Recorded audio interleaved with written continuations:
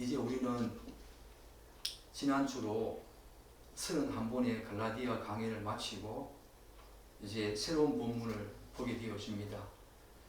저는 주로 설교를 강의식으로 하기 때문에 한 서신서나 또 하나의 또 성경 말씀을 통으로 보는 그런 강의를 하기 때문에 중간에 오늘 요한복음 주로 3장을 가지고 한 5주, 6주 길게 가면 한 10번에 걸쳐가지고 요한복음 3장을 한번 다루다가 좀 더 긴 그런 강의로 다른 서신서나 또 복음서나 성경 말씀을 선정해서 또 하나님의 말씀을 듣기를 원합니다.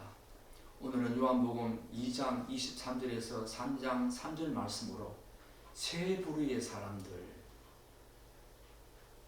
이 본문 말씀은 세 부류의 사람들, 교회당 안에 있는 세 부류의 사람들이 있다, 그런 모습을 우리에게 보여줍니다.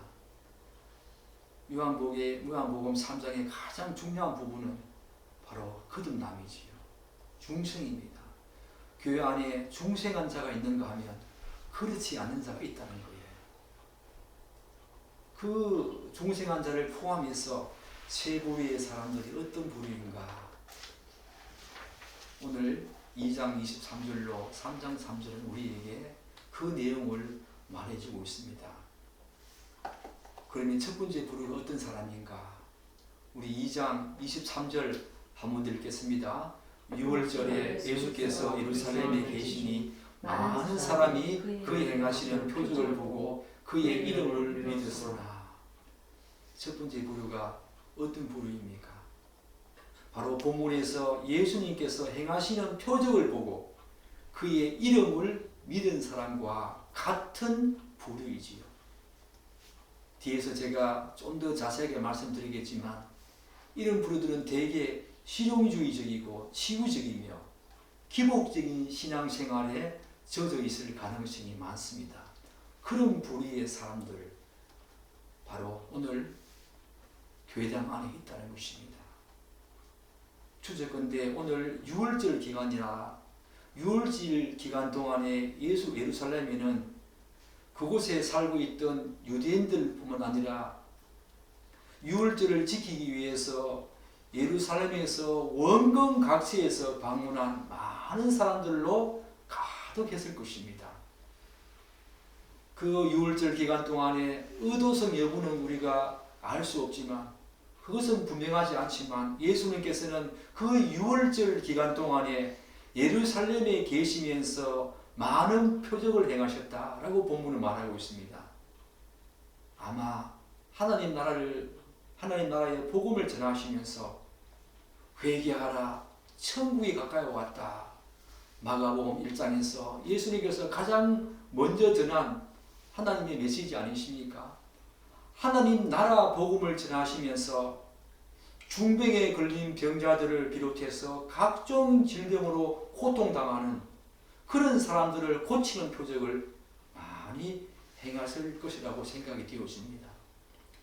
본문은 이런 광경을 본 사람들이 그의 이름을 믿었다라고 말합니다.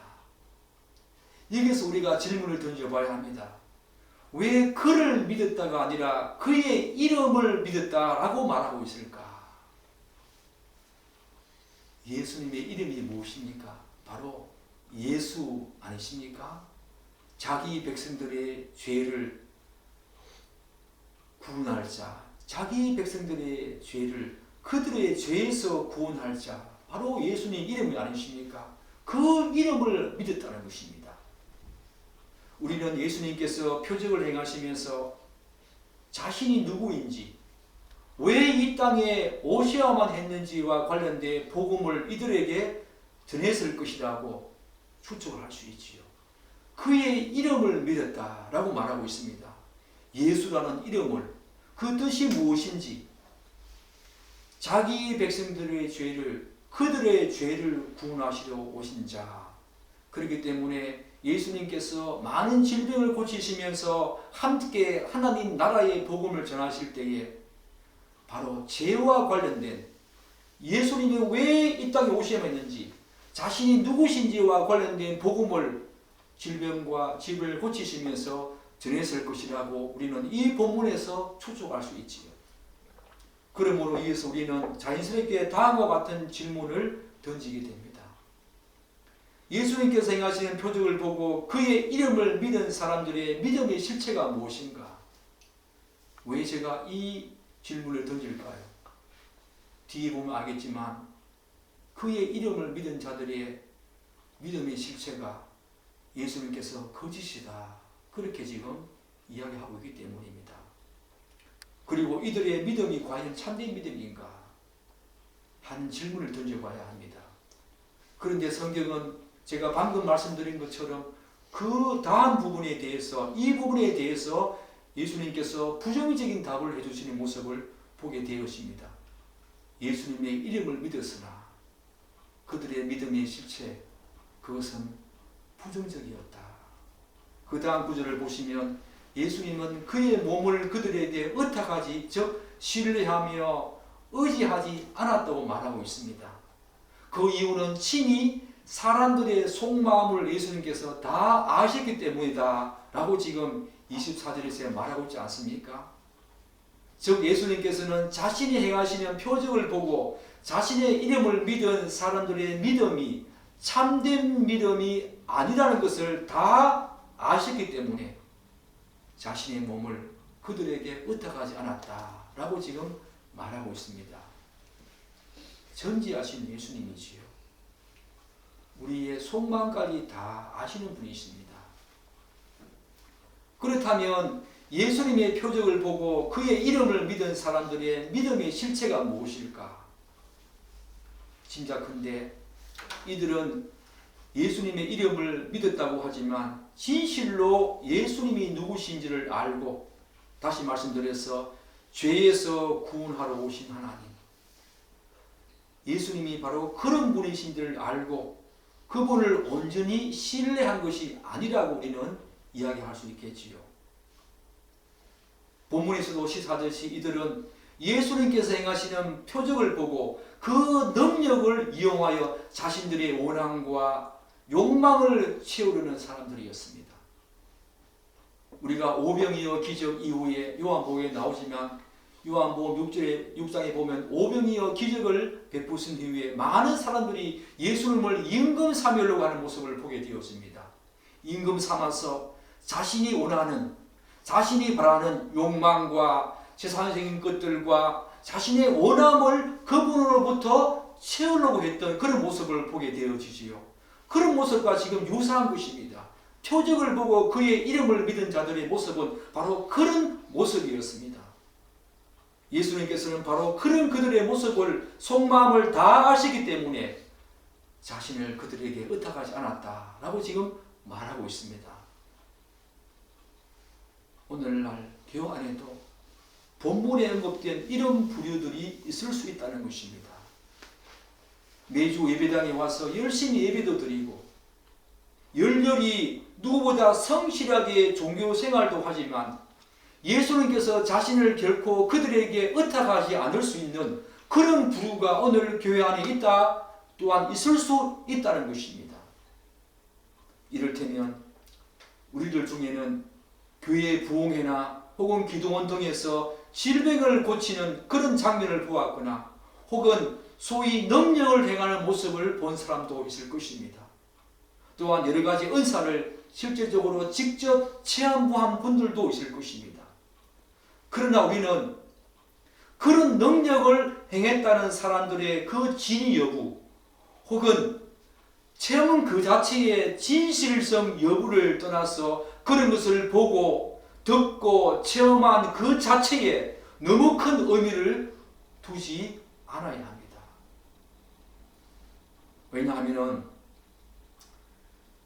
그런 것을 보고 또한 체험하고 능력 행하는 것을 보고 체험한 그 자체는 예수님을 알아가는 하나의 과정이자 하나의 어떤 수단으로 하나의 자극제는 될 수 있지만 그것 자체가 예수님을 알고 인격적인 교제를 하는 것으로 착각해서는 안 된다는 것입니다. 제가 2, 3주 전에 마태복음 7장 21절 말하지 않았습니까? 그 부분 가지고 주여 주여 하는 자마다 다 천국 못 간다 했을 때에 많은 사람들이 예수님께 와서 뭐라고 대답합니까? 주님 뜻대로 행하여 간다라고 했을 때에 주님 제가 주의 이름으로 선지자 노릇하고 귀신 쫓아내고 능력을 행하지 않았습니까? 라고 말합니다. 그들은 그것을 믿고 주님의 뜻대로 행하는 것으로 착각했었고 주님을 안다고 말했습니다. 안다고 생각했던 거지요. 그런데 곧바로 주님께서는 내가 너를 도무지 모른다고 말합니다. 우리는 이런 능력을 행하고 체험과 은사를 경험했다는 그 자체가 바로 내가 예수님을 알고 그분과 인격적인 교제를 나누고 있다라고 착각해서는 절대로 안 된다는 것입니다. 대개 이런 분들은 자신이 인정하든 그렇지 않든 소위 치유적이고 항상 치유적인 신앙에 붙들려 있습니다. 자기 고침, 자기 위로, 뭔가 하나님으로부터 자꾸 뭔가를 얻으려고 하는데 치유적인 모습으로 질병을 치유받거나 또한 심리적인 부분을 치유받거나 그런 치유적이고 실용주의적이지요. 뭔가 유익이 있어야만 예수님을 믿는다는 것입니다. 그리고 기복적인 신앙생활을 할 경우가 많이 있다는 것입니다. 주로 이런 부류들은.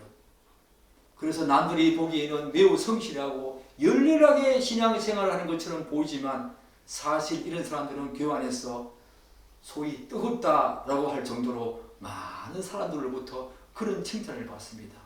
이야, 저 사람 믿음 참 뜨겁다. 왜요? 그런 체험했거든요.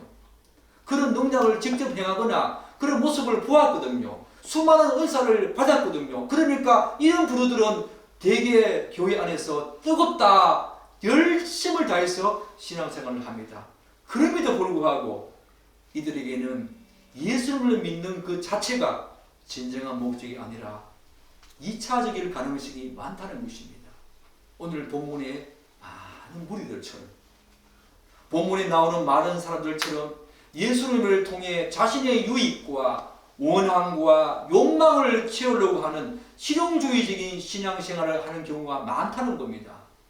이런 사람들의 기도 내용은 주로 그런 경우가 많지요. 자신의 원함, 우리 가족들의 원함, 자신의 욕심, 그런 것들로 자신의 문제, 그런 것들로 기도의 내용이 채워지는 경우가 되게 많지요. 여러분도 여러분의 기도 내용을 한번 돌아보십시오.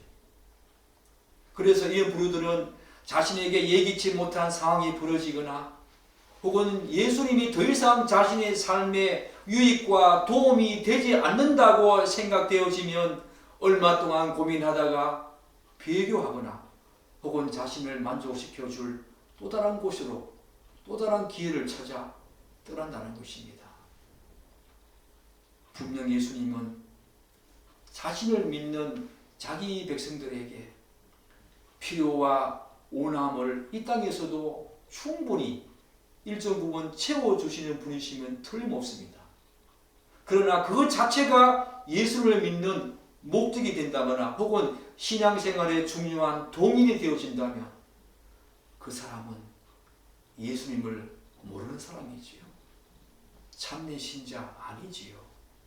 이방 종교식으로 단지 예수님 하나님이라고 부르지만 이방 종교식으로 신앙생활을 하는 것과 다름없지요. 오늘 교회 안에 이런 부류 없겠습니까? 그럼에도 불구하고 어느 날 이런 부류의 사람들이 예배당 안에 적지 않게 있다는 사실을 저는 부정할 수가 없습니다. 저도 과거에 그러했습니다. 예수님께서도 요한복음 4장에서 사마리아 여인에게 너희는 알지 못하는 것을 예배하고 라고 말씀하셨습니다. 그들이 알지 못하는 하나님을 예배했듯이 오늘날 예배당에 있는 사람들 중에서도 자신이 알지 못하는 하나님을 예배할 수 있다는 것을 명심해야 합니다. 내가 하나님을 알고 있다고 착각을 하면서 하나님을 알고 있다고 예배한다는 것입니다. 그렇지 않습니다. 다시 제가 말씀드립니다. 여러분이 어떤 은사를 경험했든 기도원과 혹은 부흥에서 능력 행하는 사람들, 소위 능력 행하는 사람들을 직접 보고 자신이 직접 체험하고 또한 느꼈고 들었다 할지라도 그것 자체가 예수님을 안다거나 예수님과 인격적인 교제를 나누었다 혹은 예수님께서 나를 아신다, 이제 나를 아시는구나 라고 착각해서는 절대로 안 된다는 것입니다. 그것 자체가 예수님을 아는 게 아닙니다. 그것은 예수님을 알아가는 하나의 자극제고 하나의 출발점이고 과정이지요. 그렇다고 해서 여러분, 사랑하는 여러분, 여러분이 이런 이야기 들었을 때에 제가 그런 은사나 능력 행함 그런 것들을 부정한다고 여러분 생각해서는 안 됩니다. 저는 지금 그것을 부정하는 것이 아닙니다. 저도 그런 경험을 많이 했었고 또한 보았거든요. 그것의 진위성 여부를 저도 판단하지 못하겠습니다. 분명한 것은 제가 그런 능력 행하는 것을 부정한다거나 은사를 부정한다거나 그런 것이 아니라 그것 자체가 예수님을 안다, 예수님과 인격적인 교제를 나누고 있다, 그렇게 생각해서는 안 된다는 것입니다. 그것을 경계해야 된다는 것입니다. 그것은 하나님이 주신 축복 맞지요. 진짜 성령 하나님의 역사에 의해서 그런 능력이 나타나고 그런 은사를 했다면, 은사를 경험했다면 그 사람은 하나님으로부터 큰 축복받은 사람 맞습니다. 하나님을 더 알아가는 출발점에서 충분한 자극제가 될 수 있지요. 그렇지만 제가 드리고 싶은 말씀은 그것 자체에 여러분들이 너무 큰 의미를 부여한다거나 인격적인 교제를 나누는 하나의 정보로 그렇게 생각해서는 안 된다는 것입니다.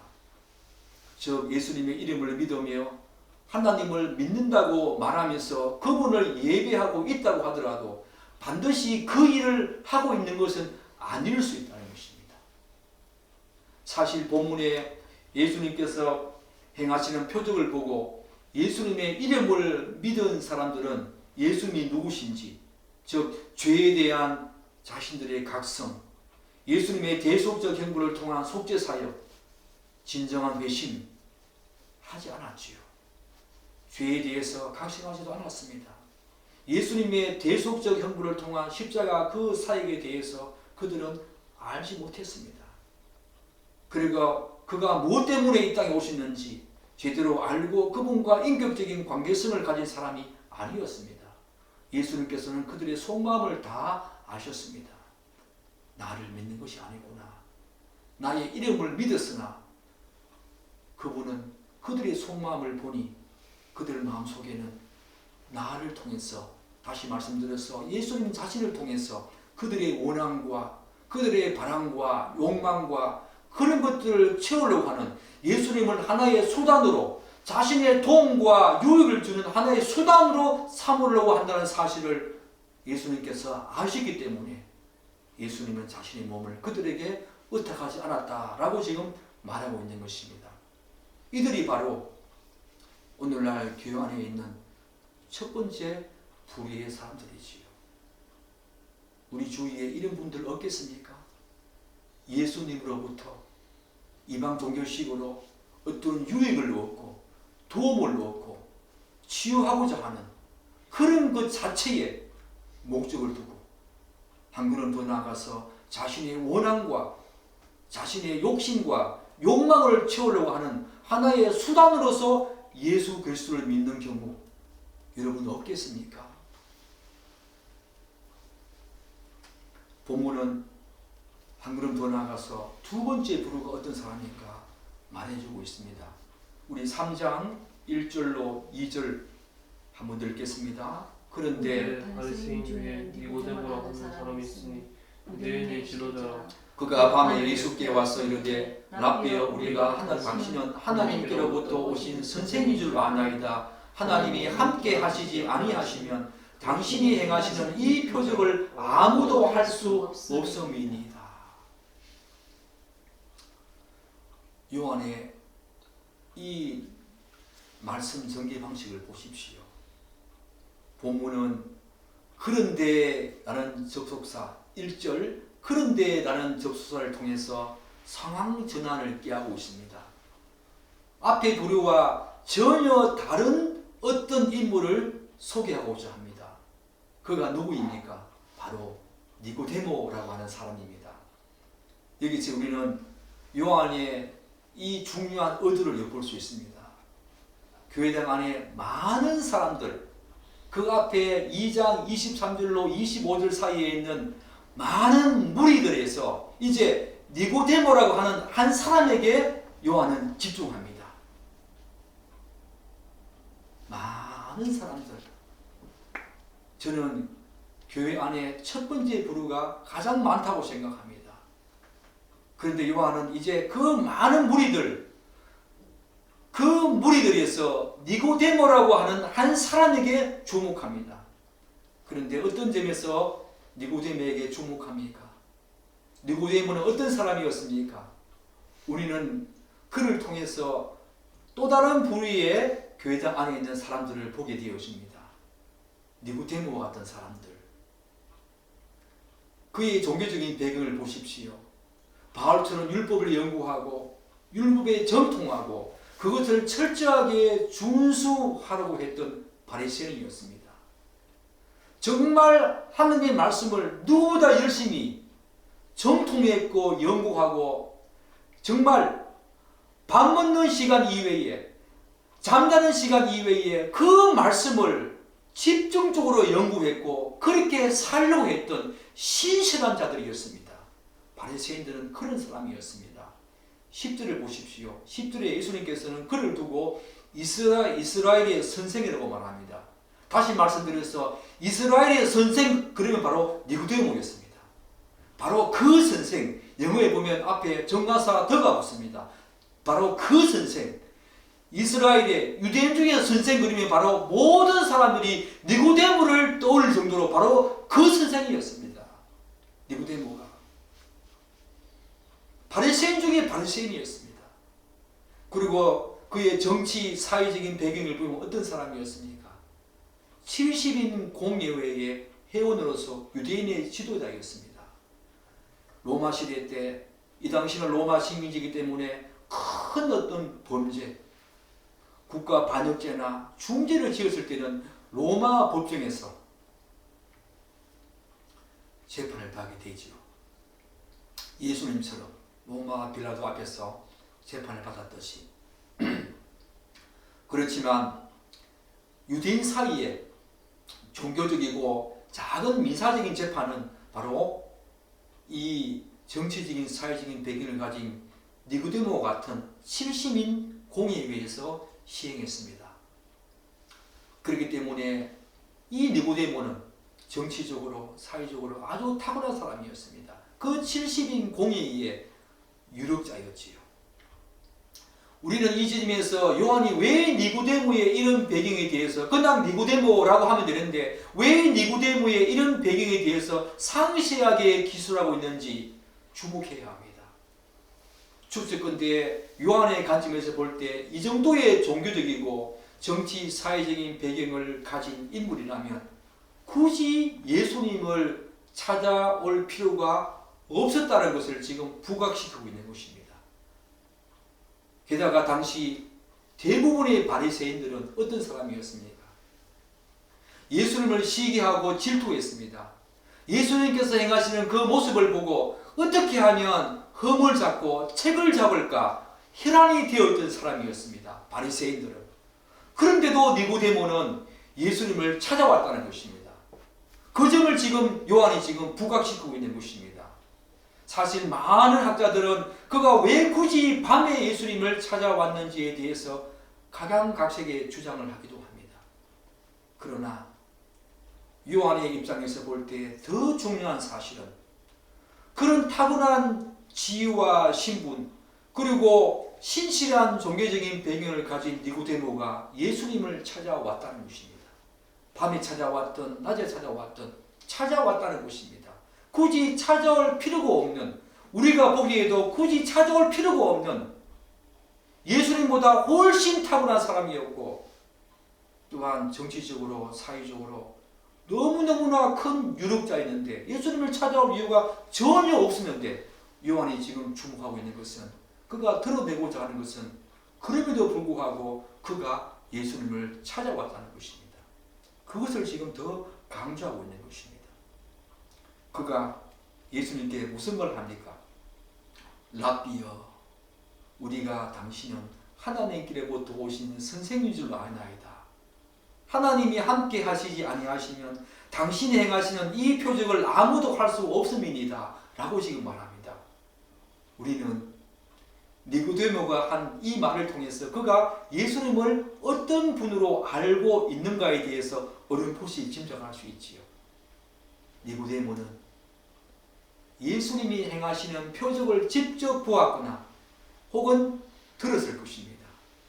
그래서 니고데모는 예수님이 뭔가 남다른 분이시다라는 사실을 알고 있었습니다. 그러나 아직까지 예수님의 말씀을 진지하게 그리고 제대로 들어본 적이 없는 것 같습니다. 찾아온 것을 보면 밤에 조용히 아마 진지하게 이야기를 나누고 싶고 그분의 말씀을 듣고 싶어 했던 것 같습니다. 물론 우리는 라고 한 거 보니까 니고데모를 비롯해서 몇몇이 더 함께 찾아왔던 것 같습니다. 그래서 예수님이 어떤 분이신지에 대해서 더 알기 원해서 찾아왔다는 것입니다. 사랑하는 여러분,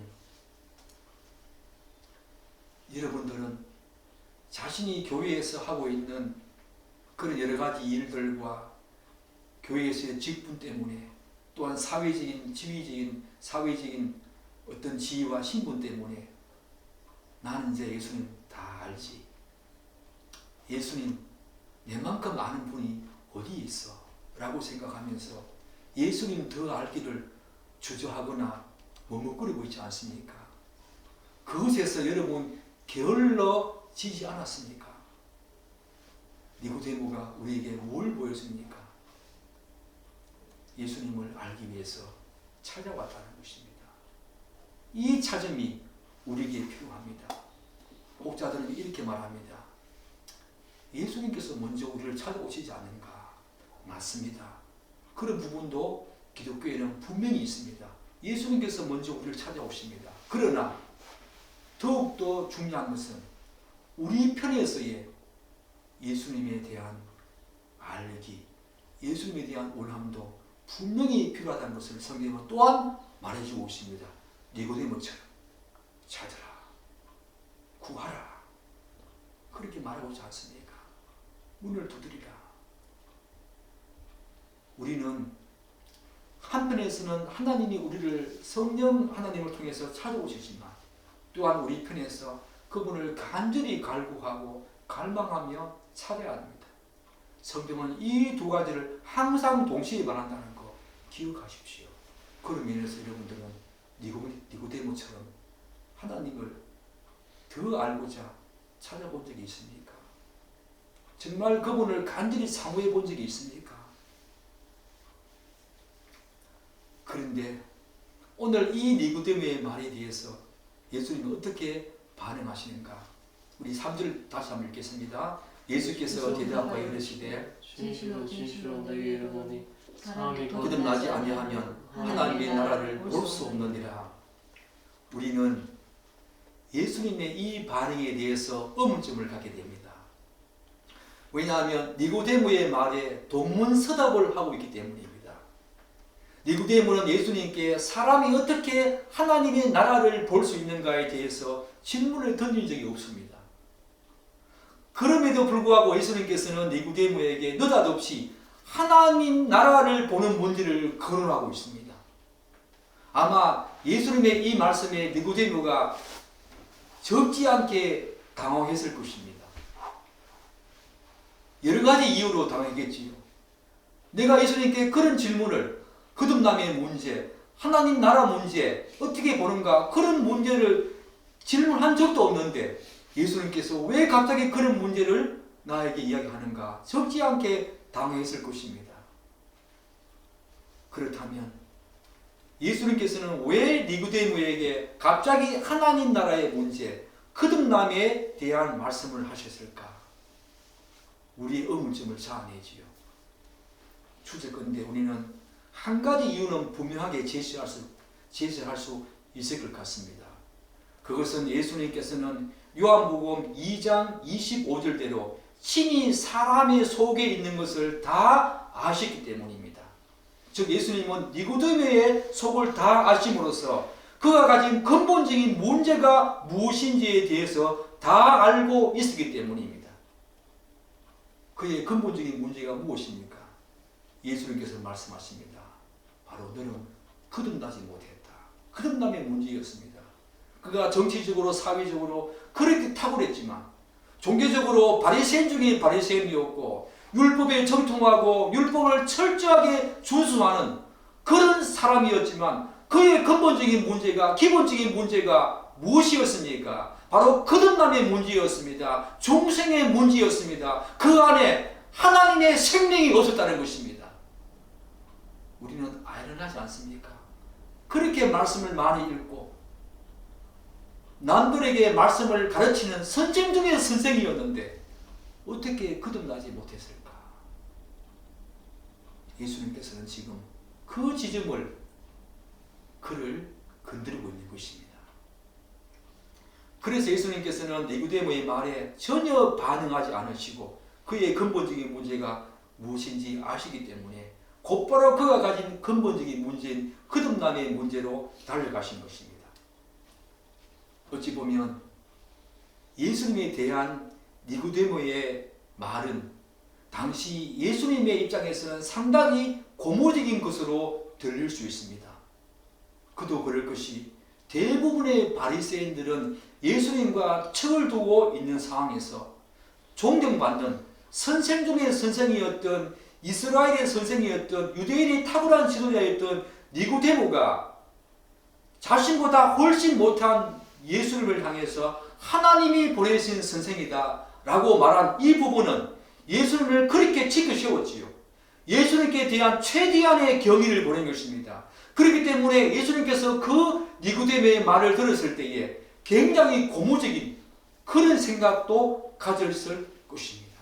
그런데 예수님께서는 그 고무적인 말에 한마디도 칭찬하거나 또한 긍정적인 반응을 보이지 않았습니다. 너가 나를 잘 알았구나. 그래 내가 하나님으로부터 보내심을 받은 자 맞다. 그런 말씀 안 하십니다. 곧바로 거듭남의 문제 달려가시지요. 왜 그랬을까요? 예수님의 평소 성경으로 볼 때는 제가 방금 말씀드린 것처럼 예수님은 당연히 니고데모의 말에 긍정적인 반응을 했을 뿐만 아니라 심지어 칭찬까지 했어야 하는 상황이었습니다. 그런데 예수님께서는 그렇게 하지 않고 곧바로 거듭남의 문제로 달려가십니다. 왜 그랬을까요? 또 한 가지 분명한 사실은 바로 인간에게 있어서 거듭남의 문제는 그만큼 중대한 일이기 때문에 그렇지요. 예수님께 니고데모의 문제는 거듭남의 문제였는데 그것은 그에게 그런 그의 말에 대한 칭찬과 격려와 긍정적인 반응을 보일 겨를도 없이 빨리 달려가서 그의 문제를 지적해 줄 만큼 중대한 일은 없었기 때문에 곧바로 달려가신 것입니다. 적지 않게 니고데모가 당황했을지라도 그 문제는 니고데모에게 생명의 문제이기 때문입니다. 생명과 사망의 문제이기 때문입니다. 정말 거듭남의 문제는 당시 율법에 정통하며 많은 사람들을 가르치는 이스라엘이 바로 그 선생이자 누구도 건져갈 수 없는 탁월한 지위와 신분을 가진 니고데모와 같은 사람에게도 마찬가지였습니다. 그것은 거듭남의 문제는 이런 니고데모에게도 근본적인 문제였고 너무 중요한 문제였습니다. 아무리 그의 모든 배경들이 우리가 생각하기에 상상을 초월한다 하더라도 우리는 이 문제를 쉽게 간과해서는 안 됩니다. 왜냐하면 니고데모와 같은 사람들이 바로 교회 안에 있는 두 번째 부류의 사람들이기 때문입니다. 이 두 번째 부류는 지금 제가 말씀드리고자 하는 두 가지 측면에서 곧 자신이 자기 자신을 바라보는 관점과 타인이 그들을 바라보는 시선에 있어서 다음과 같은 모습을 드러낼 가능성이 많이 있습니다. 자, 거기서 무엇인가 하면 이들은 자신을 어떻게 바라봅니까? 이 두 번째 그룹, 니고데모와 같은 그런 탁월한 배경을 가진 사람들은 자신을 어떻게 바라보는가 하면은 자신의 신앙적인 경륜, 나는 장로야, 나는 목사야, 나는 권사야, 내가 이 교회를 개척했지, 내가 신앙 경륜이 40년이냐 50년이냐, 자신의 신앙적인 경륜과 교회에서의 직분, 그리고 사회적인 지위와 신분을 가지고 자신이 마치 예수를 제대로 알고 진실로 믿는 자라고 착각에 빠질 수 있다는 것입니다. 그런 여러 가지 배경을 가지고 본문의 니고데모의 경륜을 보면 알 수 있듯이 이들은 성경도 많이 읽고, 오늘날 교회 안에 있는 이런 부류들은 성경도 많이 읽고 박식하며 더군다나 교회에서 성경을 가르치는 그런 선생 위치에 있을 수 있습니다. 심지어 비록 율법주의적인 신앙과 삶에 치우쳤기는 하지만 하나님의 말씀이라면 누구보다 철저하게 준수하려고 행하고자 하는 사람들, 두 번째 부류지요. 그야말로 고명한 도덕성과 윤리의식까지 겸비한 사람들입니다. 따라서 이들은, 사랑하는 여러분, 니고데모가 단지 이스라엘의 그 선생, 이스라엘의 선생이라고 하면 모든 사람들이 니고데모를 찾아가 보십시오 라고 할 정도라면 그가 율법에 대해서 전통하고 연구하고 가르치는 그것에만 박식했겠습니까? 아닙니다. 그의 도덕성과 윤리성도 유대인 속에서 가장 으뜸이었습니다. 그것처럼 오늘날 두 번째 부류들도 조금 율법주의적인 그런 신앙생활을 하기는 하지만 누구보다도 윤리의식과 도덕성이 높은 사람들입니다. 교회 안에 그런 사람들 많이 있지요. 따라서 이들은 자신의 그런 신앙적인 경륜과 능력과 남들이 부러워할 만한 타고난 사회적인 지위와 신분, 높은 도덕성과 윤리의식으로 인해서 자신이 자신에게 스스로 속는 오해를 범할 수 있다는 것입니다. 나는 구원받은 사람이다. 그러나 거듭나지 않았을 수도 있다는 것입니다. 니고데모처럼 아무리 그런 사람이라고 하더라도 우리는 이 문제를 우리 스스로에게도 증명시켜야 합니다. 또한 다른 사람들은 이런 분을 어떤 시선으로 바라보겠습니까? 앞에서 말한 대로 이들은 누구보다 성경에 대해서 박식하고 게다가 많은 사람들에게 성경을 잘 가르치기로 소문난 사람들입니다. 누구보다 높은 도덕성과 윤리의식을 겸비한 분들이라 선생이라고 하면 바로 이 사람을 떠올릴 정도로 명망이 높은 사람 아닙니까? 한마디로 오늘날로 말하면 바로 많은 국민들로부터 추앙받는 종교계와 사회 정치계의 원로입니다. 따라서 많은 사람들이 이들을 향해서 누가 그들의 구원을 의심하거나 부정하겠습니까? 오히려 교회에서는 이런 사람들을 굉장히 존경하겠지요. 그런 사람을 닮고 모범으로 삼으라고 권면하겠지요. 그럼에도 불구하고 이런 사람들에게도 근본적인 문제가 있을 수 있다는 것입니다. 그것이 무엇입니까? 거듭남의 문제. 거듭나지 못했을 수도 있다는 것입니다. 거듭나지 못해서 그 안에 하나님의 생명이 없으므로 구원을 받지 못할 수도 있다는 것입니다. 이것이 바로 중요한 것입니다. 이들이 바로 두 번째 부류에 해당하는 교회 안에 있는 사람들이지요. 그렇다면 세 번째 부류가 어떤 사람인가? 우리 3절 한번 읽겠습니다. 예수께서 대답하여 이르시되 진실로 진실로 내게 이르노니 사람이 거듭나지 아니하면 하나님의 나라를 볼 수 없다. 어떤 사람입니까? 바로 거듭나서 하나님의 생명이 있는 자지요. 여기서 거듭남이란 바로 중생을 말합니다. 하나님께로 새롭게 태어난 사람이지요. 우리는 이 부분에 대해서 계속 앞으로 살필 것입니다. 그래서 오늘은 중생한 자, 거듭난 자가 교회 안에 있다. 이것이 바로 세 번째 부류다라고 하는 정도만 제가 말씀드리고 그 다음 주부터는 계속해서 거듭남에 대한 문제를 예수님과 니고데모의 대화를 통해서 살펴보겠습니다. 사랑하는 여러분, 여러분들은 첫 번째 부류입니까? 두 번째 부류입니까? 세 번째 부류입니까? 우리는 이 문제를 진실로 자신의 문제를 알고 직면해야 합니다. 교회 다니는 사람이라면 반드시 직면해야 합니다. 자신이 어떤 사람인가? 나는 이 세 부류 중에서 어떤 사람인가? 정말 기복적이고 치유적인 것을 쫓아서 늘 신앙생활을 하고 기복적이고 실용주의적인 어떤 그런 신앙생활 하고 있지 않는가?